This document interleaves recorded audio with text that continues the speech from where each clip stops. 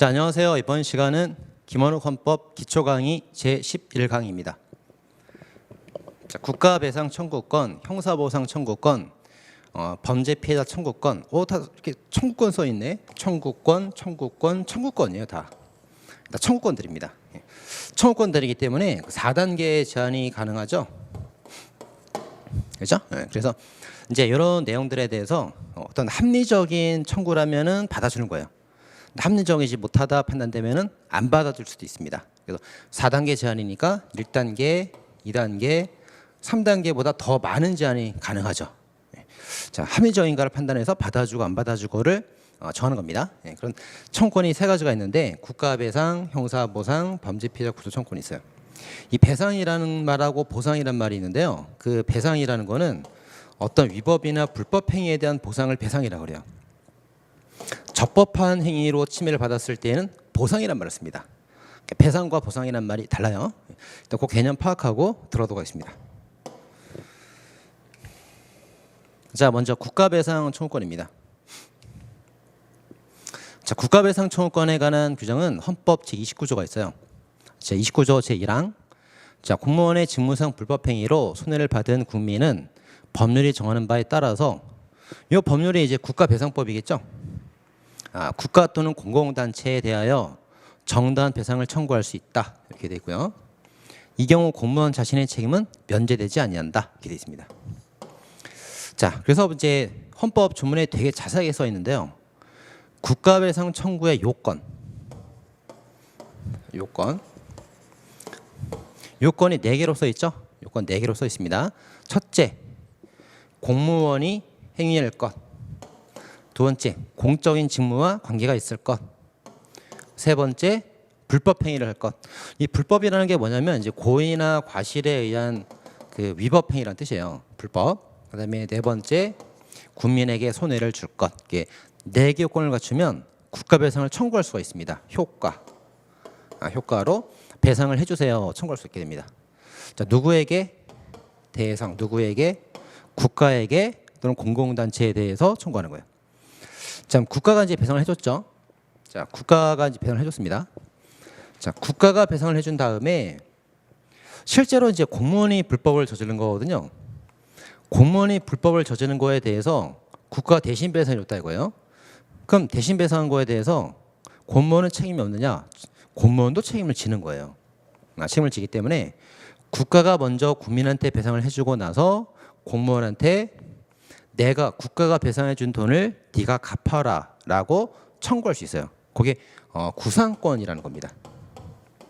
구상권. 네가 불법을 저질렀잖아. 근데 국가가 대신 배상을 해서 돈을 줬잖아. 그러니까 그에 대한 보상을 너한테 구하는 거야. 청구하는 거니까 그 내가 배상한 만큼 네가 돈을 내놔. 이 구상권이에요. 네가 배상할 걸 내가 대신 배상했으니 그 보상을 네가 나한테 달라. 이게 구상권입니다. 자, 이런 내용들을 이제 하나하나 볼 겁니다. 자, 먼저 1번 요건, 그리고 2번 대상, 그리고 3번 효과, 4번 공무원 책임 인정된다. 하나, 둘, 셋. 이제 차근차근 보도록 하겠습니다. 자, 먼저 요건이에요. 1항 요건. 자, 요건 보면은 자, 요건 4개라고 그랬죠? 하나, 둘, 셋, 4개입니다. 그래서 요건이 4개죠. 공무원이라는 거는 그 최강의 공무원을 말합니다. 굉장히 넓은 공무원을 말하기 때문에 공무를 부탁받고 받을 숫자죠. 받을 수, 탁은 부탁. 공적 사무를 부탁받고 사인이 하는 이 사인의 경우도 공무원에 포함을 시켜요. 그 최강의 공무원이다 이렇게 봅니다. 자, 그다음 이 직무상이라는 게 이제 공적 직무인데 이 국가의 어떤 작용이 3가지가 있었어요. 권력 작용이 있고 그다음에 비권력 작용 중에서 관리 작용과 국고 작용이 있었는데 그중 권력 작용과 관리 작용까지만 포함되고요. 사경제 활동은 제외됩니다. 이거 배웠는데 기초강의 때 배웠는데 다 까먹었죠? 좀 이따 다시 한번 더 볼 거예요. 그다음 직무를 따질 때 주관적으로 어떤 의사였는가를 따지지 않고 객관적 외형 이론으로 따지게 돼요. 이것도 좀 이따 다시 볼 겁니다. 그다음 불법 행위라는 거는 이제 법을 어겼다는 거니까 이게 뭐 아무 실수 없이 어긴 걸 말하는 게 아니에요. 고의로 어겼거나 실수로 어긴 경우. 그래서 아무런 과실 없이 없을 무자죠. 그 결과에 아무런 실수 없이 어긴 거는 빼고 고의나 과실 어떤 책임 있는 사유로 법을 어겼을 때 이걸 불법행위란 말을 씁니다. 그래서 공무원이 공적 직무와 관련되어서 국민에게 불법행위를 하였고 그로 인하여 국민에게 손해가 발생했을 때 국가가 배상해 주는 거예요. 자, 요건 네 가지입니다. 자, 요건 네 가지를 이제 좀 더 세밀하게 보도록 하겠습니다. 자, 먼저 공무원의 종류. 자, 공무원을 이제 좁게 볼 때가 있고요, 넓게 볼 때가 있고, 엄청 넓게 볼 때가 있어요. 이게 협의, 이게 광의, 이게 최강의가 됩니다. 그래서 우리가 이제 좁은 의미로 그 공무원이다 그러면 직업 공무원을 말하는 거예요. 직업 공무원. 그래서 뭐 경찰관, 소방관, 월급 받는 사람들 있죠. 이런 사람들이 직업 공무원들이 협의의 공무원이에요.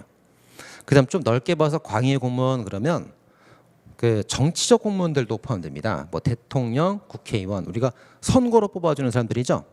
직업은 아니죠. 직업은 아니고 선거로 뽑아주는 사람들, 이런 정치인들도 공무원에 포함시키면 광의가 돼요. 그다음 이제 최강의가 있습니다. 자, 이 사람들은 이제 공무를 부탁받은 사인이에요. 자, 원래 사인은 공무원이 아니잖아요.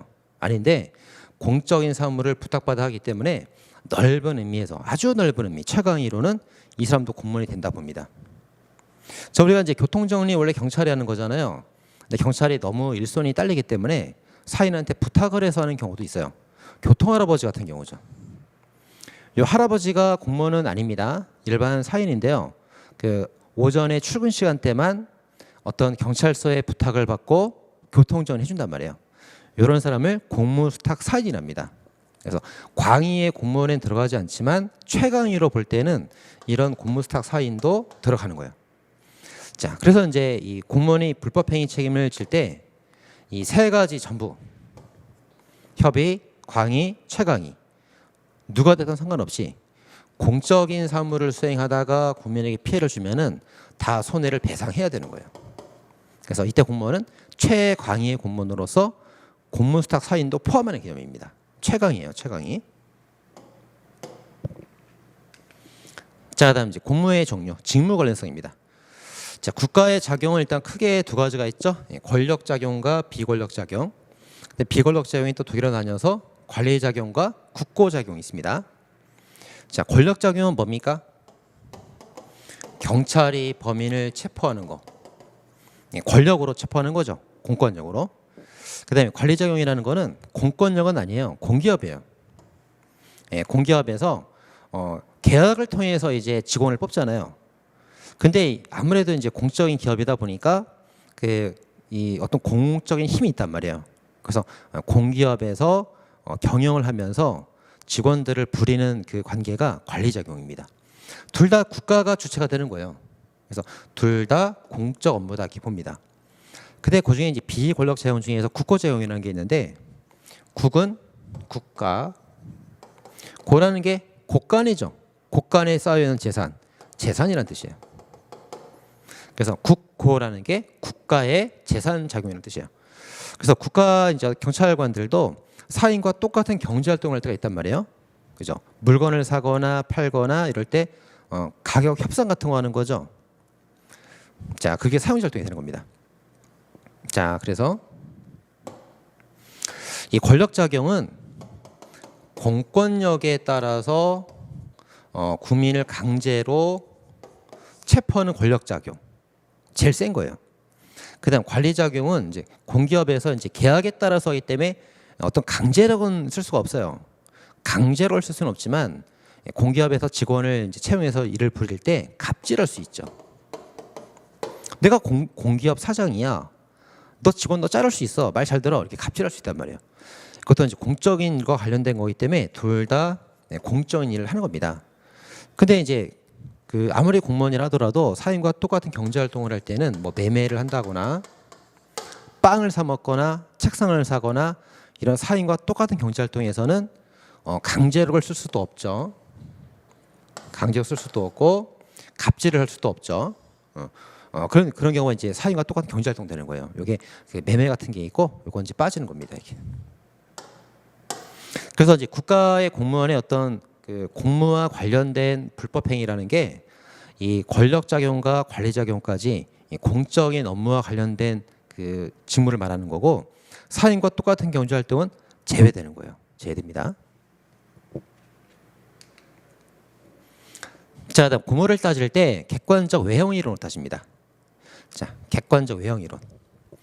자, 어떤 사람이 이제 이 경찰관이 강도를 하고 있어요. 그럼 이 사람인 경찰은 공무원이지만 주관적인 의사는 지금 공무를 수행하는 게 아니죠. 강도란 불법을 저지르고 있잖아요. 자, 근데 군인이 군용 차량을 불법 운전하고 있습니다. 이 사람의 주관적 의사는 공무를 수행하는 게 아니고 범죄를 저지르고 있는 거예요. 하지만 이런 주관적 의사와 상관없이 이 사람이 이제 제복을 입었단 말이에요. 군복을 입었고, 그럼 국민들이 바라볼 때 외형적으로 겉으로 드러난 형식 자체가 경찰 제복을 입었고 군복을 입었기 때문에 국민들은 이것이 그 외형상 국가의 공무를 수행하는 줄 착각한단 말이에요. 자, 그러면 주관적 의사는 공적인 일을 할 생각이 없었다 하더라도 국민들이 바라볼 때 객관적인 시각에서 외형상 공무라고 판단이 된다면 공무로 인정을 받는 거예요. 그래서 이런 그 외형상 공무를 수행하다가 국민에게 손해를 주면은 배상해야 되는 겁니다. 이게 객관적 외형 이론이에요. 외형 이론. 자, 당사자 주관적 의사가 공무 수행이 아니라 하더라도 객관적으로 드러나는 행동이 제복을 입은 공무원으로 비춰진다면 국민에게 입은 손해에 대해서 국가 배상을 해줘야 된다는 겁니다. 이게 외형 이론입니다.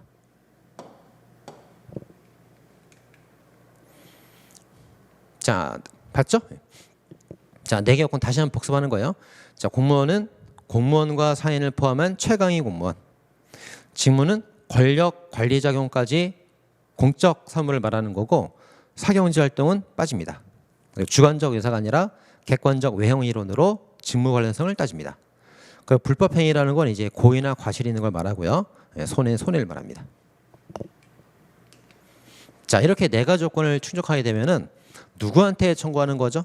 국가나 공공단체에 대해서 배상을 청구할 수 있다, 이렇게 돼 있어요. 자, 국가나 공공단체를 좀 더 자세히 보도록 하겠습니다. 자, 헌법에는 뭐라고 되어 있냐면 국가 배상을 청구할 때 국가나 공공단체에 청구해라 되어 있고요. 그 법률에 따를 때 국가 배상법에 따르면 국가 또는 지방자치단체에 청구해라 이렇게 되어 있어요. 두 개가 좀 뭔가 불일치가 일어나고 있죠. 자, 그럼 이제 이걸 보면은 이렇게 이제 공공단체가 있습니다.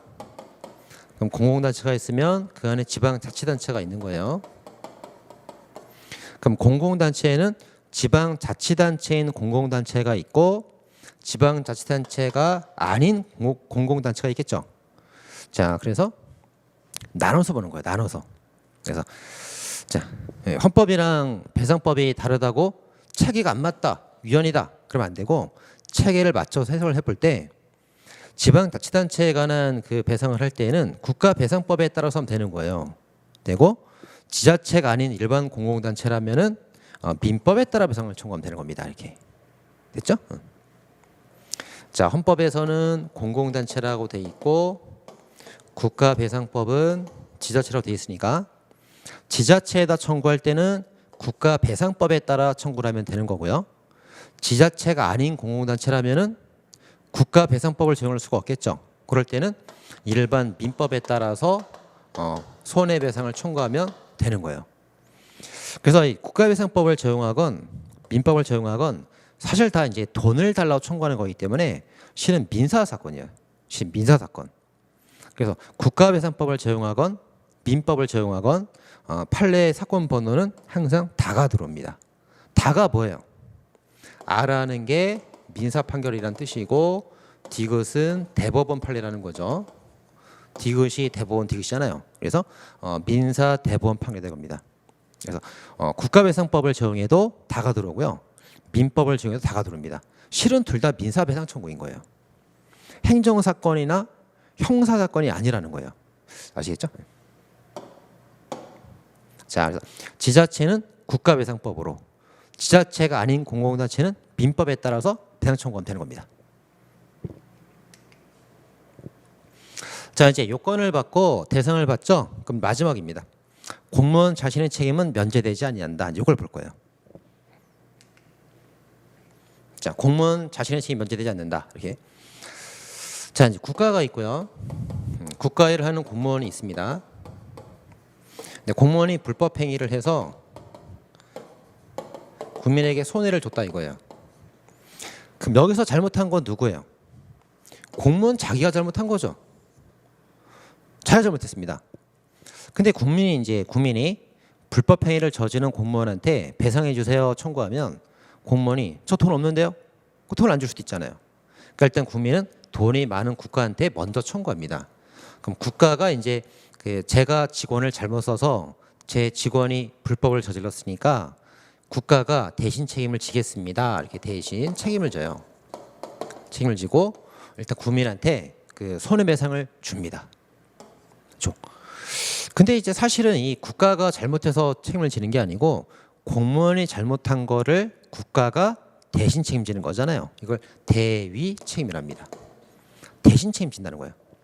그러면 이제 공무원이 잘못한 거를 국가가 대신 책임졌으니까 이 국가가 배상한 요 돈을 공무원한테 받아내야겠죠. 이렇게 받아내야겠죠. 그걸 청구하는 게 구상권이에요. 구상권. 네가 줘야 될 배상을 내가 대신 배상했으니 내가 배신한 거에 대해서 네가 그 보상을 달라 청구하는 거예요. 구상권. 그래서 결국 이제 공무원이 국가에다 돈을 줘야 되는 겁니다. 자, 그런 관계입니다. 그래서 공무원의 책임 면제 안 된다는 말을 쓴 거예요. 자, 보면은 자, 공무원이 고의로 국민에게 손해를 끼쳐서 불법 행위를 했어요. 이건 공무원이 책임을 져야 되는 사건인 거예요. 공무원이. 근데 국가가 공무원을 대신해서 국민에게 배상 책임을 졌잖아요. 그죠? 예, 공무원이 배상 책임을 져야 될 거를 국가가 대신 책임을 졌단 말이에요. 그럼 대신 책임진 만큼 국가는 공무원한테 그 돈을 달라, 보상해 달라라고 구상권 행사를 할 수가 있습니다. 자, 그래서 국가가 국민에게 책임을 지는 거는 공무원을 대신해서 책임지는 대위 책임이고, 그다음에 공무원이 국가에게 그 배상된 거를 주는 거는 자기 책임인 거예요. 자기 책임. 그러니까 대위 책임은 대신 책임, 자기 책임은 자기 책임 이렇게 됩니다. 자, 이렇게 되죠. 자, 다시 국가가 국민한테 공무원의 잘못을 대신하여 책임을 졌으면 책임지고 배상한 만큼 공무원이 보상을 해줘야 되는 거예요. 국가는 공무원을 대신한 책임을 지는 대위 책임 성질을 가지고 있는 거고, 공무원은 자기가 잘못한 거에 대해서 자기 책임으로 국가에 돈을 주는 겁니다. 국가는 대위 책임, 공무원은 자기 책임인 거예요. 이렇게 됩니다. 그 책임, 그 배상 책임의 성격에 대해서 이제 중요한 거예요. 국가는 대위 책임, 공무원은 자기 책임 써놨죠. 자, 그래서 이제 우리가 다 배웠습니다. 자, 국가배상 청구권 요건은 뭐죠? 생각해 보세요. 이제 1번 공무원. 공무원은 협의예요, 광이에요? 최강입니다. 그리고 직무 관련성은 주관적 의사, 객관적 행동. 객관적으로 따지는 겁니다. 외형 이론이죠. 그다음 불법 행위라는 거는 고의 과실이 있어야 돼요, 없어도 돼요? 고의 과실이 있을 때 불법 행위라는 말을 쓰는 겁니다. 손해가 나와야 되고요. 자, 그다음에 청구 대상은 어디? 헌법은 국가나 공공단체에 청구할 수 있다 써 있고, 국가배상법은 지자체라고 써 있습니다. 어떻게 청구하면 돼요? 지방자치단체에 청구할 때는 국가배상법에 따라 청구를 하면 되고요. 지자체가 아닌 공공단체에 청구할 때는 국가배상법이 아니니까 민법에 따라 청구하면 되는 거예요. 자, 다음 공무원의 책임이 면제가 되지 않는다는 건 뭡니까? 국가가 대신 책임을 졌으면 그만큼 공무원이 자기가 메꿔 넣어야 된다 이거예요. 그게 책임이 면제되지 않는다, 그런 표현이 되는 겁니다. 자, 다 배웠죠? 이게 국가배상권이었습니다. 자, 두 번째가 이제 형사보상 청구권이에요. 아, 이거는 형사사건이구나. 민사사건은 아니네. 행정사건도 아니네. 가사사건도 아닌 거예요. 특허사건도 아니잖아. 군사소송인가? 네, 그것도 아닌 거예요. 뭐라고? 형사사건. 자, 형사사건에 대해서 보상이란 말을 썼어요. 보상이란 말을. 자, 보상이라는 말을 썼다는 건 뭡니까? 이 국가에 잘못이 없다는 거예요. 만약 잘못이 있어서 돈을 주는 거면 뭐라고 쓰죠? 배상이란 말을 쓰죠. 잘못이 없는데도 돈을 주는 게 보상. 잘못이 있어서 돈을 주면 배상입니다. 그러니까 형사 사건에서 잘못이 없는데도 피해를 주었을 때 그 돈으로 주는 거, 그걸 보상 청구권이랍니다. 자, 됐죠? 자, 그래서 이제 여기 보상 청구권 조문에 이렇게 나오는 겁니다. 자, 형사 사건이니까 형사 이렇게 형사 사건, 피의자 어떤 의심을 받고 수사를 받는 사람이죠. 이 사람은 피고인 고자질을 당해서 재판을 받는 사람인 거예요. 오케이. 형사 사건의 피의자나 피고인으로서 억울하게 구금된 거예요. 죄도 없는데 괜히 구금된 겁니다. 억울하죠. 억울하단 말이에요. 억울하니까 이제 보상을 받아야죠. 보상 받아야 되는 겁니다. 자, 형사 피해자가 수사를 받고 있었는데 원래 불기소 처분을 받았어야 되는 거예요. 재판으로 넘어가지 말고 불기소 처분으로 풀려냈어야 되는 겁니다. 근데 괜히 억울하게 구금됐던 거예요. 또는 형사 피고인이 무죄 판결을 받고 풀려났어야 되는데 억울하게 구금된 거예요. 자, 이럴 때 억울할 때 법률이 정하는 바에 따라서 국가에 정당한 보상을 청구할 수가 있습니다. 자, 보상 청구라는 건 뭡니까? 국가의 잘못이 없어도 돈을 달라고 청구할 수 있다는 거예요. 잘못이 있으면 배상 청구, 잘못이 없으면 보상 청구죠. 자, 그래서 색깔 맞춰놨죠? 피해자가 수사를 받는데 불기소 처분으로 풀려나야 됨에도 불구하고 억울하게 구금이 되었거나 형사 피고인으로서 무죄 판결을 받고 풀려났어야 될 사람이 억울하게 구금됐거나 이렇게 억울할 때 국가는 잘못이 없더라도 정당한 보상을 하여야 한다. 국민은 보상을 해달라고 청구할 수 있다. 이런 권리입니다.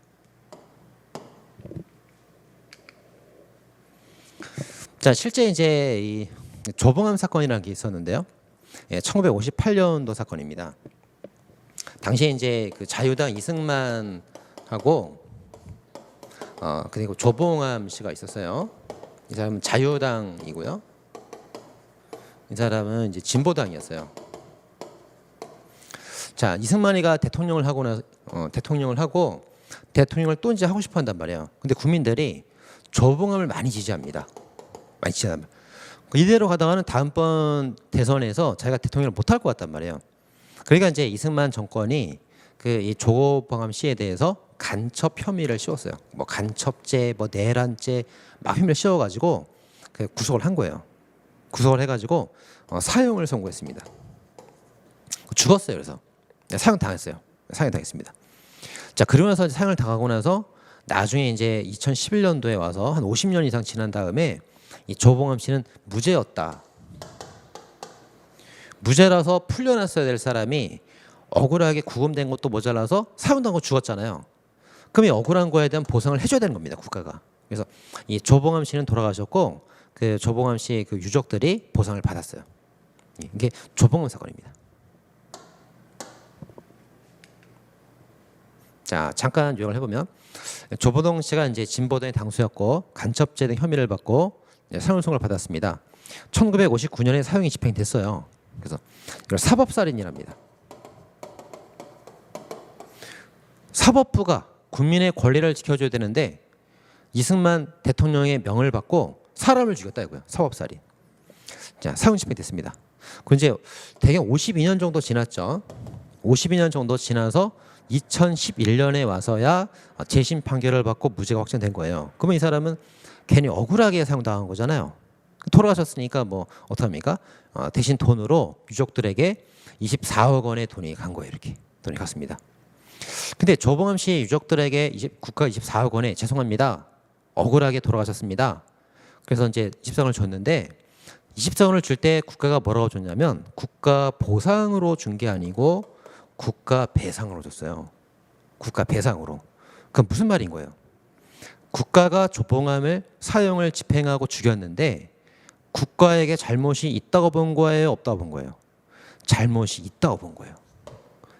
이승만 정권과 그 사법부가 잘못해서 고의나 과실로 죽인 거다 이렇게 본 거예요. 그래서 보상이 아니라 배상을 받은 겁니다. 배상. 그죠? 이게 이제 액수도 중요하지만 보상을 받았냐 배상 받았냐 되게 중요한 거예요. 만약 보상을 받았다 그러면은 억울한 그 국가의 잘못이 없는데도 돈을 준단 말이 되는 거고, 배상을 받았다 그러면 국가가 자기 잘못을 인정하면서 주게 되는 거예요. 그러니까 유족들은 돈을 받으면서 국가의 잘못을 인정하는 걸 인정받았죠.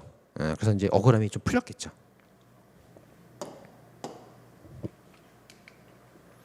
자, 이렇게 이제 국가배상과 형사보상을 비교를 해볼 때, 국가배상이라는 거는 국가에게 잘못이 있을 때 돈으로 주는 거고요. 형사보상이라는 거는 잘못이 없지만 네가 억울하니까 피해를 보상해 주는 거예요. 국가의 잘못이 있다, 잘못이 없다. 그 차이가 있습니다. 근데 조봉에 대한 국가배상을 해줬다는 거는 국가가 불법행위 인정한 거예요. 옛날에 우리 정권이 잘못했다 인정한 겁니다. 자, 그래서 이제 이 조봉암 유족들의 경우는 국가배상도 받을 수가 있고요, 형사보상도 받을 수 있고 두 개 청구권이 경합을 하는 경우가 있었단 말이에요. 경합이 뭡니까? 경합이 A라는 권리와 B라는 권리가 경쟁을 하고 있어요.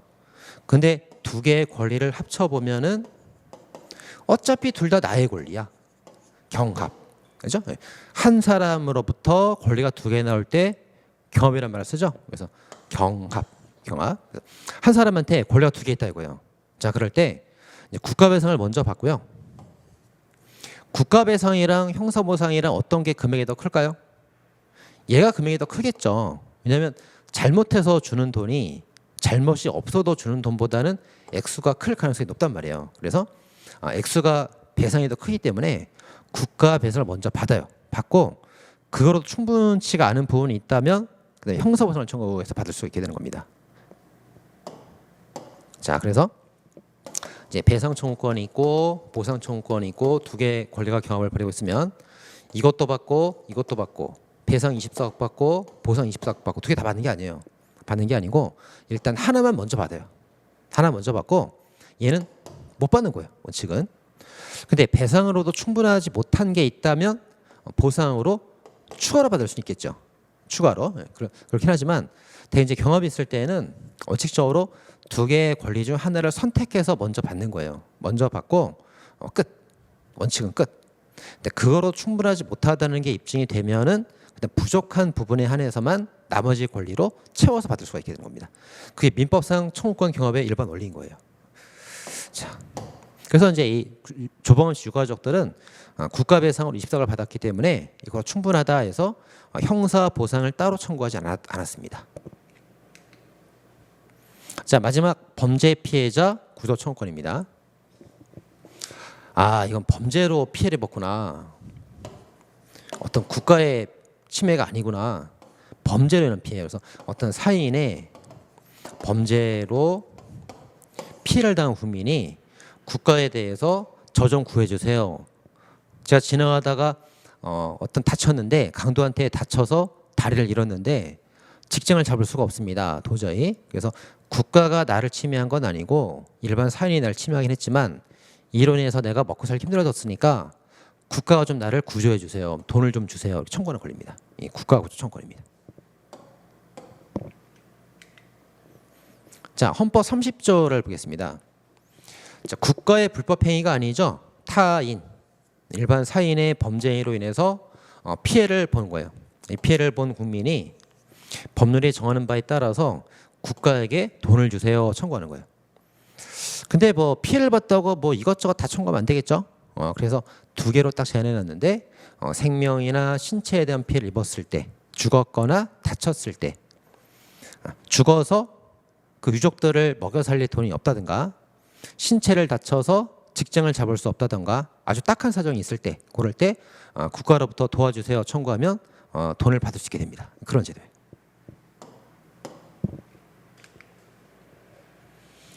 자, 그래서 이제 이거를 그 범죄 피해자 구조 청구 관련 법이 있습니다. 그래서 어떻게 보냐면 생명 신체 피해를 입었을 때만 구조를 청구할 수가 있고 생명 신체가 아닌 거 뭐 재산이나 명예에 관한 피해를 받았을 때는 구조 청구 못 합니다. 그다음 이거는 이제 국민의 권리예요. 국민의 권리이기 때문에 외국인은 청구할 수 없어요. 다만 상호 보증 제도가 있다면 상호주의에 따라서 청구를 할 수도 있겠죠. 상호주의 배웠죠. 상호주의가 뭡니까? 자, 외국하고 한국이 있을 때 외국에서 한국 사람한테 구조를 해주면 우리나라에 있는 외국인도 구조를 해주겠다. 근데 니네가 한국 사람한테 구조를 안 해주면 우리도 너네 나라 사람한테 구조를 안 해주겠다. 이게 상호주의죠. 너네가 해주면 우리도 해주지만 니네가 안 해주면 우리도 안 해준다. 이런 상호 보증 제도가 이제 같이 맺어져 있는 외국과의 관계라면 그 나라 외국인도 구조 청구가 가능하다 봅니다. 예외적으로 가능한 거예요. 그다음 법인 같은 경우는 뭐 구조 청구를 할 수가 없겠죠. 법인은 회사잖아요. 회사는 생명과 신체가 없어요. 없기 때문에 성질상 구조 청구를 하는 것이 불가능합니다. 생명 신체 피해를 받을 수가 없어요. 그러니까 구조 청구를 할 수가 없겠다. 이렇게 보겠죠. 자, 그래서 구조 이제 범죄 피해자 보호법이나 개별법에 따라서 이제 범죄 피해 구조 청구가 이제 딱 구체적으로 나오게 되는데, 자, 구조 대상 범죄 피해에 대해서 일반 범죄하고요. 자, 형사 미성년자, 심신 상실자, 강요된 행위, 긴급 피난, 이런 거로 인한 피해를 입었다 하더라도 청구를 할 수가 있게 됩니다. 자, 갑이 A한테 범죄를 저지르고 피해를 입었다. 자, 근데 이 사람이 형사 미성년자이거나 14살 미만자죠. 형법 9조. 심신 상실자이거나 형법 10조이랑 강요된 행위라던가 형법 12조. 긴급 피난이라던가 형법 22조. 자, 그럼 이 사람은 무죄가 돼요. 위법성이 조각되거나 책임이 조각돼서 무죄가 됩니다. 갑이 무죄라 하더라도 범죄로 인한 피해는 있기 때문에 얘한테 국가가 도움을 준다는 거예요. 자, 근데 구조 청구를 할 수 없는 경우들이 있어요.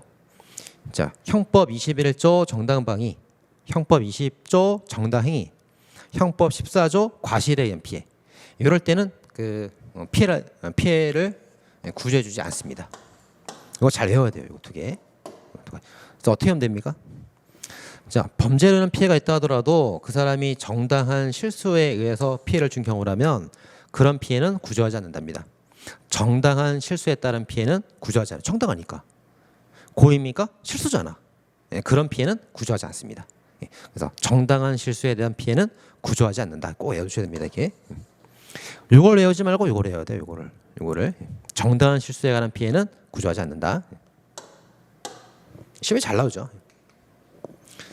자, 이렇게 해서 이제 세 가지 청구를 마치도록 하겠습니다. 자, 감사합니다.